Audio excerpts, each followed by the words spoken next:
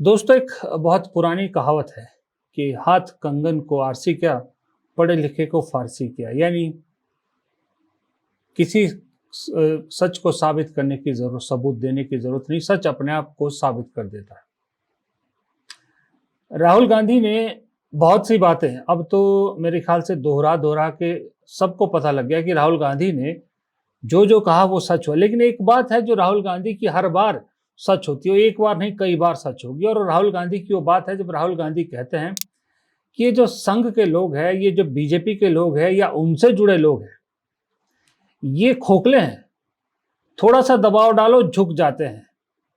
इसीलिए कल जब पीयूष गोयल ने कहा था ना कि 9 जुलाई की जो डेडलाइन अमेरिका ने दी है जो ट्रेड डील साइन करने की, तो पीयूष गोयल ने बड़े बड़े दावे किए कि डील से ऊपर, डेडलाइन से ऊपर देश हित है। तो राहुल गांधी ने लिखा कि लिख के ले लीजिए, पीयूष गोयल जो मर्जी कह ले, मोदी जी ट्रंप के आगे झुकेंगे जरूर, डेडलाइन से पहले झुकेंगे। फिर एक उससे पहले राहुल गांधी ने एक और बात कही थी, यही बात कि भाई ये जो झुकने वाली बात है वो आज फिर आपको सच होती नजर आ रही है। मैं 3 उदाहरण आपको देता हूं कि राहुल गांधी कितनी बखूबी इनको समझते हैं, कैसे झुके। आज की डेट में सबसे ज्यादा कंट्रोवर्शियल कोई राजनीतिक विषय है तो वो है जो बिहार में रिव्यू जो है, वोटर लिस्ट रिवीजन की, जो जिसको सर कहते हैं, स्पेशल वो क्या रिव्यू है जो भी है, वो चुनाव आयोग ने जो अजीबो गरीब फैसला किया, उसको लेकर देश की राजनीति में पूरी तरह से हड़कंप मचा हुआ।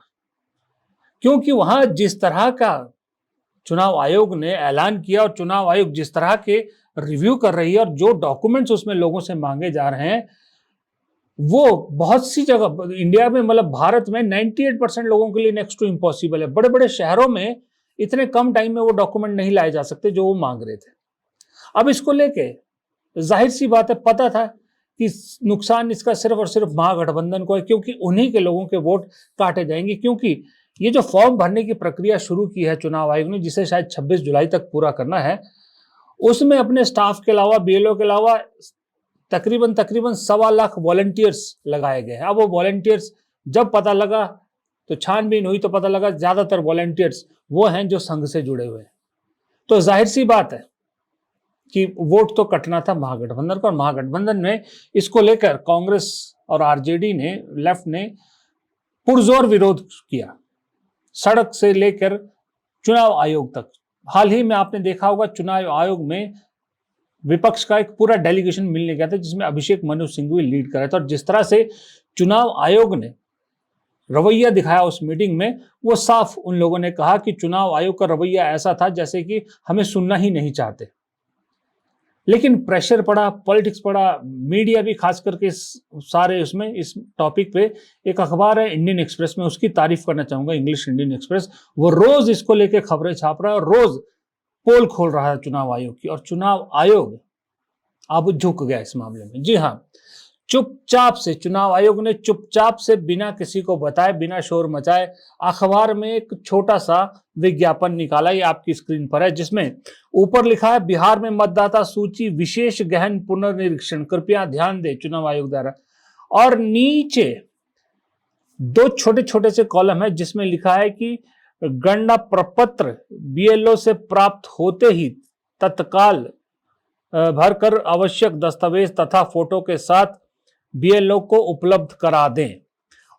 उससे भी छोटा, जो सबसे इंपॉर्टेंट चीज है, वो उससे भी छोटा छाप करके नीचे छापा गया है कि यदि आवश्यक दस्तावेज तथा फोटो उपलब्ध नहीं है तो सिर्फ गणना प्रपत्र भरकर बीएलओ को उपलब्ध करा दे। यानी अब चुनाव आयोग झुक गया। चुनाव आयोग को विपक्ष की बात माननी पड़ी, चुनाव आयोग को अपने अजीबोगरीब फैसले वापस लेने पड़े, क्योंकि बहुत से लोग अदालत भी पहुंच चुके हैं, एडीआर भी अदालत पहुंच चुकी है, महुआ मोइत्रा भी इसके खिलाफ अदालत पहुंच चुकी है, और महागठबंधन भी अदालत में जाने की तैयारी कर रहा था। मैंने एक दिन पहले भी यह प्रोग्राम बनाया था कि चुनाव आयोग भी अच्छी तरह से जानता है कि यह मामला अदालत में जाते ही गिर जाएगा, अदालत में फटकार पड़ेगी चुनाव आयोग को। चुनाव आयोग जानता था, लेकिन इसके पीछे मकसद ये था कि जो अब तक जो चुनाव को लेकर धांधलियां होती है, ईवीएम को लेकर, वोटर लिस्ट को लेकर, एडिशन डिलीशन को लेकर, वो सब काले चिट्ठे छुप जाए और मेन कंटेंशन का मुद्दा ये हो जाए, सारी जो है वो ध्यान इस पे चला जाए कि चुनाव आयोग ऐसा कर रहा है। लेकिन अब चुपचाप से पहले ही चुनाव आयोग को ये अपना आदेश वापस लेना पड़ गया। अब सुना है आधार कार्ड भी, जिसे रिजेक्ट किया जा रहा था, आधार कार्ड जिसे नहीं माना जा रहा था, अब आधार कार्ड भी माना जा रहा है। राहुल गांधी की पहली बात सच साबित हुई, राहुल गांधी यहां सच साबित हुए कि दबाव पड़ा और झुके, दबाव पड़ा और झुके। अब आपको मैं दूसरा उदाहरण बताता हूं। कल राहुल गांधी को लेके बीजेपी की सोशल मीडिया टीम ने एक बहुत गंदा कैंपेन चलाया। कांग्रेस ने बिहार में एक माई बहन योजना शुरू की, उस सैनिटरी पैड पे उसका फोटो छापी। बीजेपी के कुछ आईटी सेल के लोगों ने या बीजेपी के अंधभक्तों ने उसमें सैनिटरी पैड के अंदर राहुल गांधी की फोटो छापकर राहुल गांधी को बदनाम करने की कोशिश की, एक नेगेटिव कैंपेन चलाया। लेकिन जैसे ही कांग्रेस ने इस पर एक्शन लिया, जैसे ही कांग्रेस ने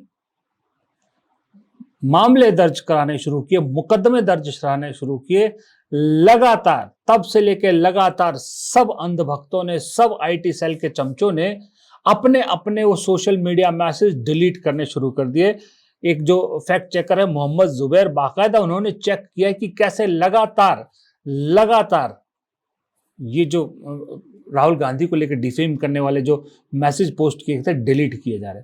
यानी सिर्फ एक मुकदमे की धमकी से या मुकदमे के डर से झुक गए, अपनी बात पर नहीं टिक सके और दम नहीं दिखा सके, क्योंकि रीढ़ की हड्डी है ही नहीं, झुक गए। तीसरा आपको दिखाता हूं मैं। तीसरा है, आपको मालूम है कांवड़ यात्रा चल रही है उत्तर प्रदेश में, खास करके जिस तरह से धर्म पहचान को लेकर विवाद है, पिछले साल से लेकर विवाद है, जिस तरह से एक धर्म विशेष के लोगों को निशाना बनाया जाता है, उन्हें टारगेट किया जाता है, उनके बायकॉट की धमकी दी जाती है और उसी में निशाना बनाया जाता है नॉन बीजेपी पार्टियों को, अखिलेश यादव की पार्टी को, कांग्रेस को। लेकिन ये शख्स देखिए आपकी स्क्रीन पे, दम रखता है, ये कांवड़ लेके जा रहा है और अखिलेश यादव की फोटो लगाकर और पीडीए का स्लोगन लेकर कांवड़ लेके जा रहा है और किसी की हिम्मत नहीं हुई, न पुलिस की, न ये अंधभक्तों की, न सो कॉल्ड हिंदू रक्षकों की, कि इसे कुछ कह पाए। ये जिगरा है, इसे कहते हैं जिगरा, फौलाद का जो सीना जिसमें है। और बाकी हजारों, लाखों, करोड़ों अंधभक्तों पे एक इकलौता भारी पड़ गया, एक ने दबाया, सब झुक गए। ये 3 इंसिडेंट्स मैंने आपको बताया कि देखिए किस तरह से राहुल गांधी क्या सटीक बात बोलते हैं इनके बारे में। मुझे तो लगता है राहुल गांधी इनका डीएनए समझ गए, इनका डीएनए समझ गए कि थोड़ा सा धमकाओ मिमी आने लगते हैं। ये पहले हवा में ऐसा बना देंगे कि इनसे बहादुर और इनसे तगड़ा और इनसे दिलेर कोई नहीं है। जैसे ही कुत्ते की तरह कोई इनकी पूंछ दबा दे तो चूं चूं चाऊ चाऊ चाऊ करके मंजे के नीचे घुस जाते हैं, चारपाई के नीचे घुस जाते हैं। ये सच्चाई साबित रोज होती है इनकी। चुनाव बिहार में, जाहिर सी बात, अब बिहार को लेकर एक और वो जो है वो भी धीरे धीरे मुझे लगता है झुकने लगी है, और वो है इस देश की मीडिया। मीडिया ने हमेशा पिछले 11 साल से लगातार आप देखोगे तो 2 परिवारों को बहुत निशाना बनाया है, बहुत नेगेटिव उनके बारे में चलाया है। उनके पीछे ऐसे पड़े जैसे कि कोई खानदानी दुश्मनी हो। एक गांधी नेहरू परिवार और दूसरा बिहार का लालू प्रसाद यादव परिवार। इन दोनों परिवारों की जितनी नेगेटिव खबरें पिछले 11 साल में चली हैं, इस देश के इतिहास में कभी नहीं चली होंगी। लेकिन इसके बावजूद ये दोनों परिवार टस से मस नहीं हुए, ना इनकी राजनीति को कोई नुकसान पहुंचा पाई ये मीडिया, और ना ही नहीं हिला सके, ना डिगा सके। अब फिर से, क्योंकि बिहार के चुनाव की बात आ गई है तो बिहार में कांग्रेस और आरजेडी दोनों कई सालों से गठबंधन में है और दोनों की साख दांव पर है। दोनों को मालूम है कि अब की बार आर या पार करना ही पड़ेगा। इन गोदी मीडिया को एक राहुल गांधी थे जो भारत जोड़ो यात्रा के बाद से लगातार मीडिया को आईना दिखा रहे हैं, इस गोदी मीडिया को आईना दिखा रहे हैं। दूसरा, कल तेजस्वी यादव ने जिस आक्रामक अंदाज में इन गोदी मीडिया को इनकी औकात दिखाई, सही कह रहा हूं कि मुझे भी 30वां साल होने लगा है इस मीडिया में, मैंने कभी किसी नेता को इस तरह से मीडिया की धज्जियां उड़ाते नहीं देखा था। कहां नहीं हो रहा हत्या बलात्कार, लेकिन अफसोस है कि हमारी मीडिया जो है, कुछ मीडिया, कुछ लोग ठीक है, लेकिन कुछ मीडिया है उनका टीटीएम करने का काम भी लोग छोड़ेंगे नहीं। ताबड़तोड़ तेल मालिश करो, मीडिया के लोग एजेंडा सेट करते हैं, प्रोपेगेंडा करते हैं। ऐसे लोगों ने बिहार और देश को बर्बाद करने का काम किया है। हम खुल के कहना चाहते, कुछ ऐसे अखबार है विपक्ष की बात को नहीं छापते। लालू जी का राज था, राबड़ी जी का शासन था, विपक्ष का खबर पहले पन्ने में छपता था। कहीं चींटी मर गई तो उसको दिखाया जाता था। आज बिहार में अपराध हो गया, बढ़ रहा है, लेकिन इन कायरों की हिम्मत नहीं है कि पहले पन्ने पे छाप सके।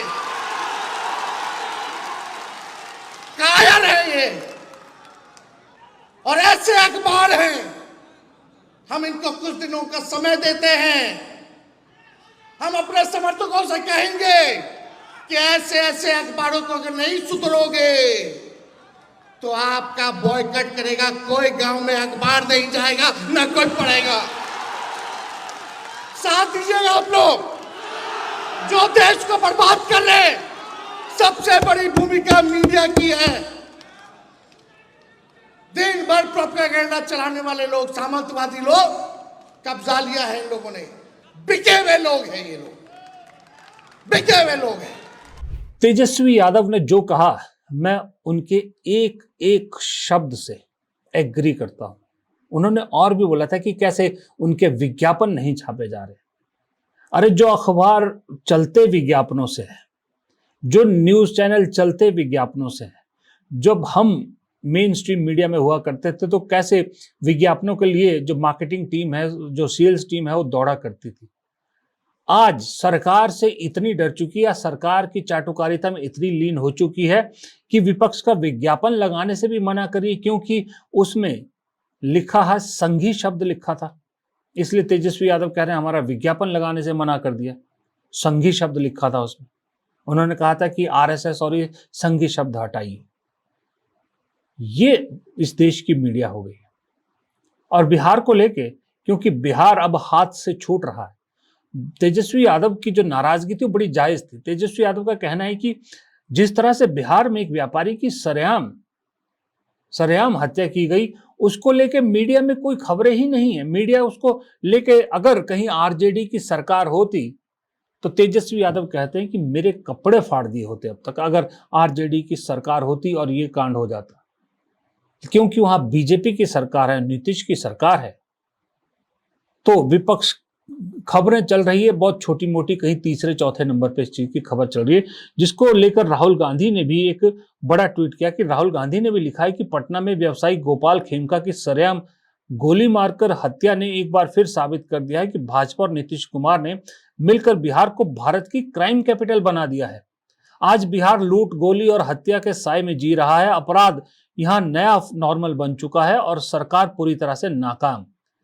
बिहार के भाइयों और बहनों, ये अन्याय अब और नहीं सहा जा सकता। जो सरकार आपके बच्चों की सुरक्षा नहीं कर सकती, वो आपके भविष्य की जिम्मेदारी भी नहीं ले सकती। हर हत्या, हर लूट, हर गोली एक चीख है बदलाव की। अब वक्त है नए बिहार का, जहां डर नहीं, तरक्की हो। इस बार वोट सिर्फ सरकार बदलने का नहीं, बिहार बचाने का है। ये राहुल गांधी ने कहा है, और राहुल गांधी ने नीतीश और बीजेपी दोनों को लपेटा है। दरअसल ये बदलते वक्त का जो एक वो है ना, ऐसा लग रहा है कि बीजेपी में कहीं ना कहीं कुछ तो अनकंफर्टेबल है। बीजेपी कहीं ना कहीं मुझे एक पैनिक बटन की तरफ बढ़ती नजर आ रही है, कि पैनिक बटन दबाने की तरफ उसका हाथ बढ़ रहा है। और एक जो कोशिशें 2023 के बाद मैंने देखी थी, क्योंकि 24 में इलेक्शन था, 2023 में शुरू हुई थी कोशिशें और चुनाव तक वो कोशिशें चलती रही थी, वो इस बार वो कोशिशें अभी से शुरू कर दी गई दिख रही हैं। गोदी मीडिया एकदम से 11 साल में सबसे ज्यादा पार्शल हो गया है, और जिन्हें थोड़ा सा बदलाव दिख रहा है, जिन्हें लग रहा है कि चीजें बदलने वाली है, वो मैंने कल शाम के वीडियो में बताया था कि कैसे अब राहुल गांधी जैसे नेताओं के गुणगान करने लगी है, चाहे डिजिटल मीडिया पे ही सही। दूसरी तरफ आपको याद है कि एक और चीज है जो बीजेपी को, और जो है वो एक बीजेपी का बड़ा हथियार है, लेकिन वो अब तक हमेशा फुस रहा है, वो है प्रोपेगेंडा फिल्म्स को लेकर। कोई फिल्म नहीं चलती जो प्रोपेगेंडा बीजेपी सरकार का, मोदी का करती है। लेकिन अभी मैं देख रहा हूं इस साल फिर एक बाढ़ आने वाली है प्रोपेगेंडा फिल्मों की।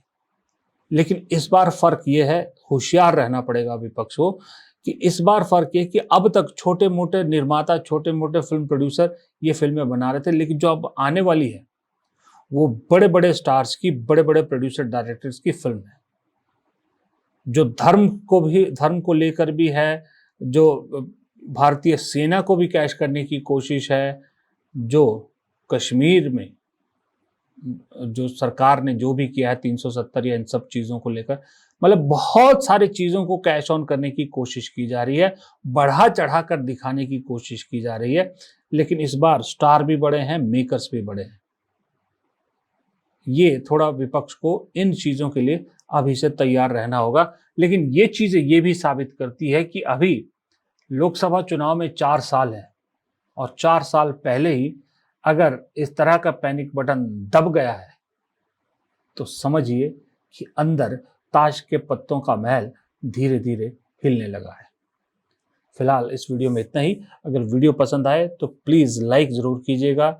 चैनल अगर आपने अब तक सब्सक्राइब नहीं किया तो हाथ जोड़ के विनती है, चैनल को सब्सक्राइब कर लीजिए और दोस्तों के साथ वीडियो को शेयर कीजिए। कमेंट बॉक्स में आपकी राय बेहद ज़रूरी है, क्योंकि मुझे मालूम है कमेंट बॉक्स में आजकल इतने ज़्यादा हेट कमेंट आ रहे हैं। कोई बात नहीं, कम से कम वो वीडियो देख तो रहे हैं।